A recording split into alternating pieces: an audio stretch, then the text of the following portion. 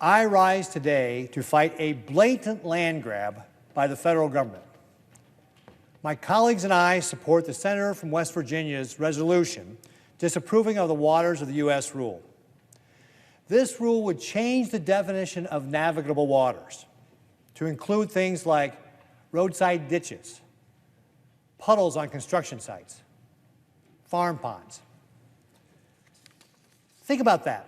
President Biden's EPA and Army Corps of Engineers apparently believe that drainage ditches, construction site puddles, and farm ponds are navigable waters.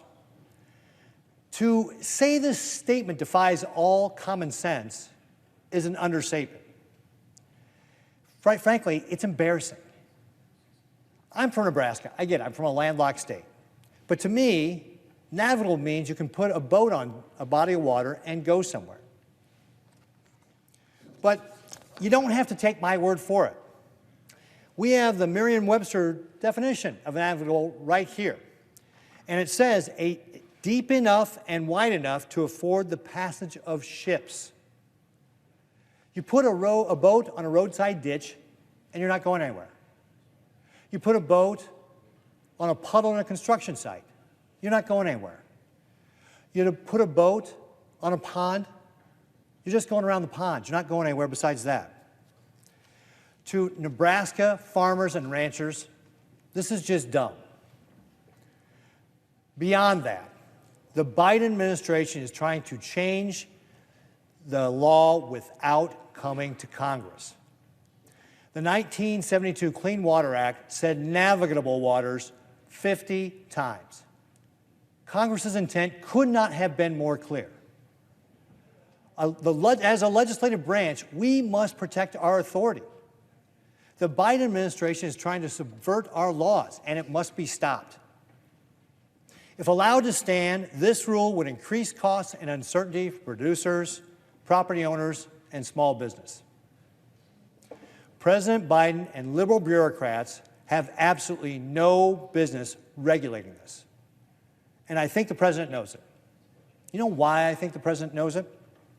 Well, because President Biden's EPA and Army Corps of Engineers quietly finalized this rule on the last working day of the year, just before New Year's Eve.